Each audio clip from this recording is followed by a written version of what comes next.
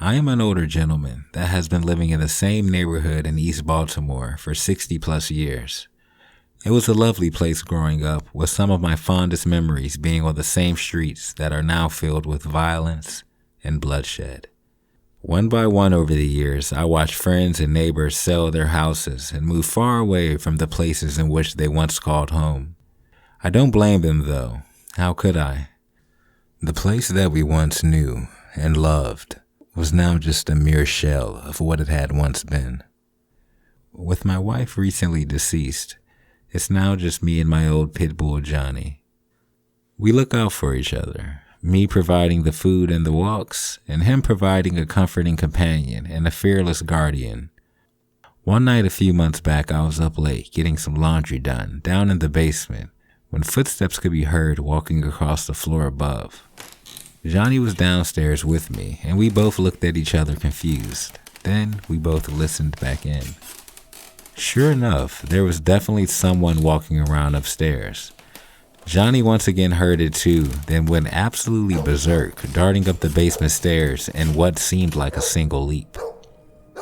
Next thing you know, a man could be heard screaming bloody murder, with the sound of Johnny growling and snarling like I had never heard before. I grabbed my .38 Special and made my way up the stairs. To my amazement, Johnny had a masked man down on the ground, shaking the life out of his leg. When he seen the weapon in my hand, he begged for my mercy and to call my dog off. He was hitting Johnny, trying to free himself, but that was only pissing him off more. Johnny had a lock on him that his ancestors definitely would have been proud of. I got Johnny off the man after letting him go to work for a while longer, and put him in my bathroom and locked the door. After cutting on all the lights, I noticed that the guy was bleeding really bad from his leg.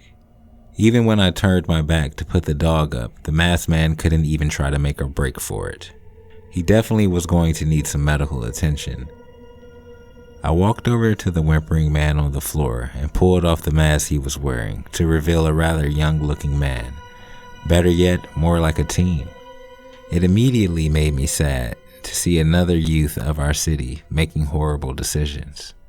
I called the police, and within about 10 minutes, out front of my house was lit up like the 4th of July. The guy that broke in was carted away, and my dog praised for being a good boy. That was a few months back, and guess what? I still live in the same home in the same neighborhood. Also, Johnny is doing well. He just turned 8. Word must have got around because when my dog and I went on walks after that, people would always clear a path. To the young punk that broke into an old guy's home and thought he can get away with it, let's not meet again. 2 years ago, I got a divorce from my ex-husband and took sole custody of our 3 young boys. My ex had become an extreme alcoholic over the past few years, and things had started to become abusive.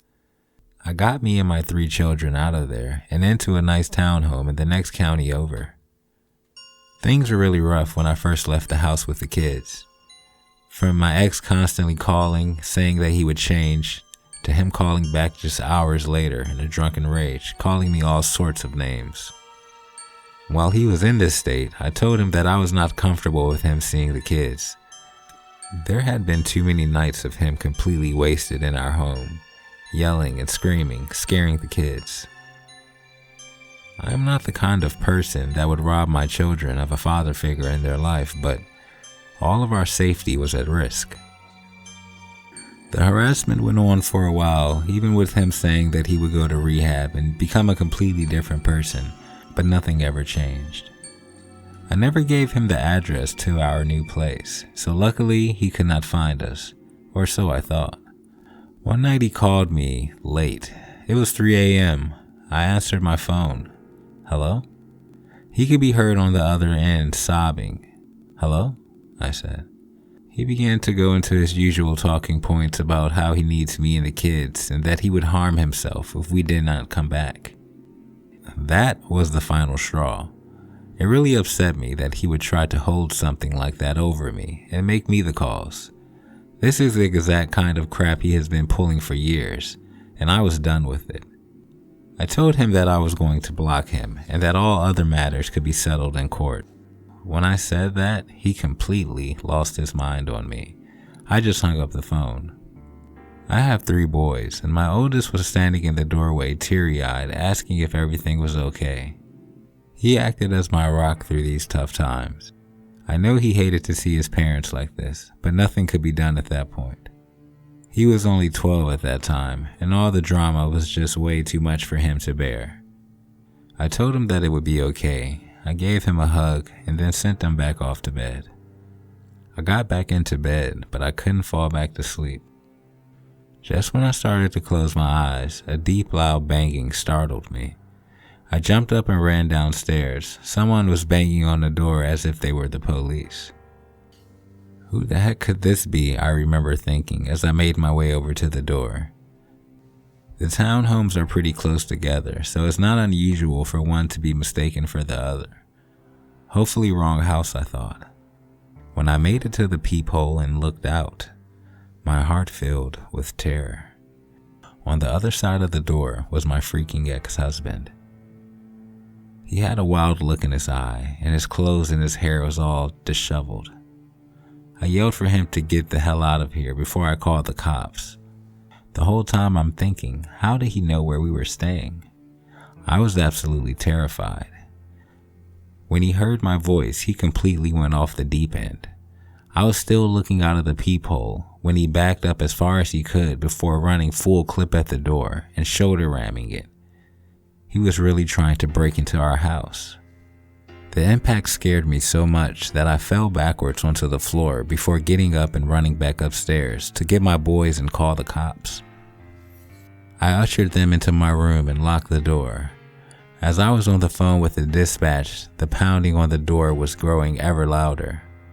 It surely could not hold up for much longer. But a blessing came when the 911 operator told me that they had received a few calls already from neighbors of mine concerned that someone was trying to break in, so help was already on the way. She told me to remain on the line until the officers arrived, which gave me a little bit more comfort. Unfortunately, that would turn to pure fear when the front door downstairs could be heard flying open and slamming into the wall behind it. We all screamed, unable to contain the raw emotion. He yelled out for me, causing us to jump again. He quickly made his way over to the stairway and yelled up, "Are you guys up here?" Then began to call the boys' names. I hushed them as they sat on my bed, all huddled together. You could hear each stair creak as he slowly made his way to the second floor. The whole time, of course, the 911 operator wants a play-by-play, but all I managed to get out was, "He's in here. Please, help." Across the hall, I could hear the bathroom door swinging open. Then just seconds later, my doorknob began to turn. The door was locked, so after a few attempts of opening it, he yells out, "You guys in here? I just want to talk." I was frightened beyond belief. He began to bang on the door. "Open up. I know you're in here. I know you got the boys as well. I don't want to kick in the door, but I will." All of a sudden, you can hear multiple footsteps moving frantically below us. "Police," the officer yelled out as they could be heard shuffling up the stairs. I began to feel light, as if a great weight had been lifted off of my shoulders. A struggle could be heard outside my bedroom door, and lots of yelling. My ex could be heard screaming like a madman as they drug him down the stairs and carted him off. After about a minute or so, I came out of the room and gave my account of what happened to the officer. They assured me that everything would be okay and that he would be charged with breaking and entering. In our state, that's a big crime, and he was going to do a few years in prison. He ended up getting a lot more time than expected due to a few things in the case that none of us were really prepared for. The scariest thing is, when the police detained him that night, they found a loaded 9mm pistol on him. To this day, I believe he had come to end us.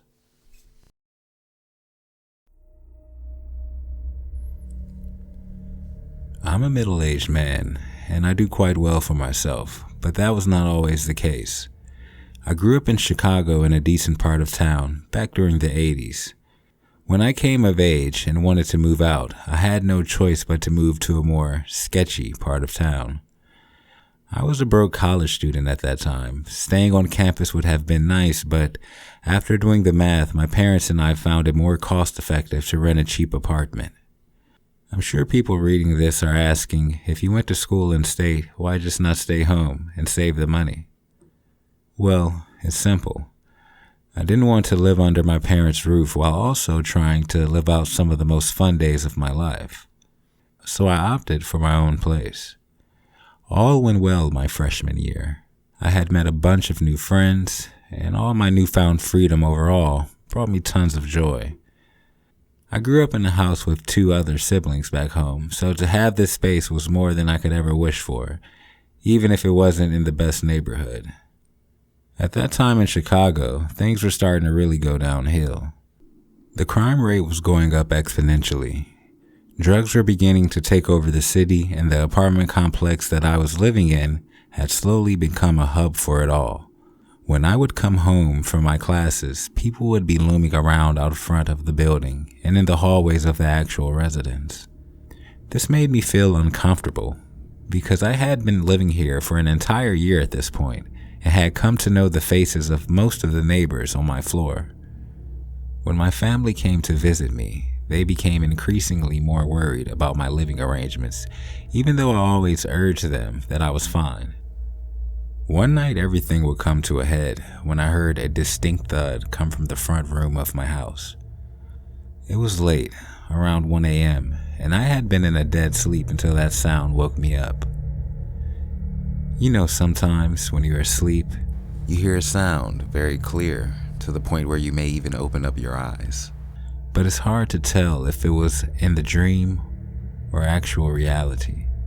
Well, this was that kind of a deal.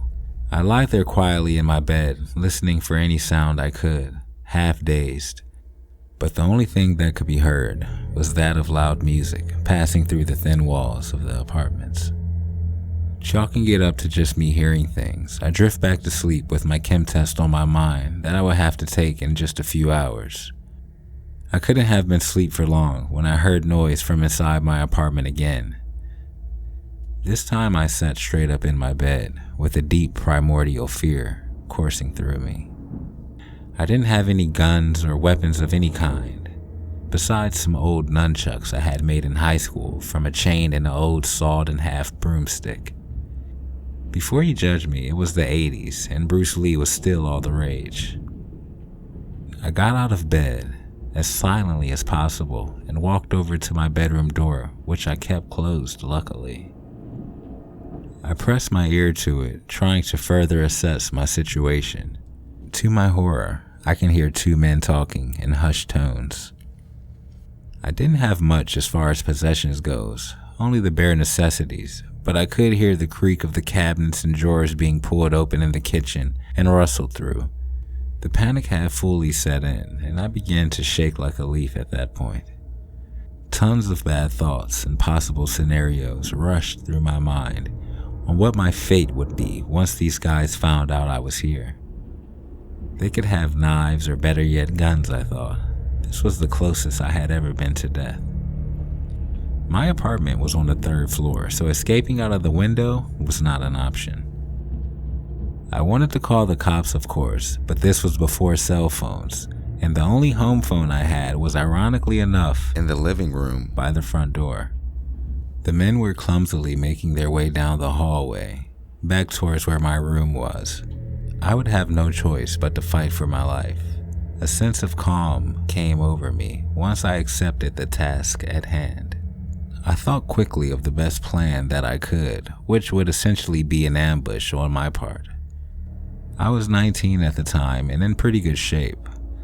I would bust out of my room, yelling for them to get out and try to startle them into running away. The creaking of the hardwood floors in the hall were getting closer by the second. Now was my chance. Without cutting on a light, I ripped the bedroom door open, yelling in my deepest voice for them to get the hell out of my apartment. The street lights from outside shined through my kitchen window, which illuminated the area just enough for me to make the guys out. They looked like junkies for sure, and they were trying to find something to steal to procure their next fix. They both jumped back, obviously surprised from my appearance, but the bigger of the two tried to rush me. Instincts kicked in, and I swung my nunchucks as hard as I could as they connected with his head, making the loudest cracking noise. The guy let out a loud scream as he fell back onto the floor, blood starting to leak profusely from his head. Once that happened, his buddy turned tail and ran towards the front door. I yelled for the man on the floor to get the hell out before I whacked him again. He then stood up and wobbled out of the front door. Once they were gone, I ran to my phone and called the cops, which took forever to arrive. Eventually they showed up and took a report. Of course they never found the guys who did it, probably due to the 45-minute gap from when I called to when they actually arrived. I didn't tell my parents what happened at first because I knew they would probably try to force me to come home. I finished out my sophomore year living at that apartment, then decided to move back home that summer and finish out my final 2 years from there. When I moved back in that summer, I finally told them what happened. Both of them were horrified at my story, but of course my dad was proud of me for defending myself, even though he said I should have probably just barricaded myself in the room. But you know what they say, hindsight is 20/20.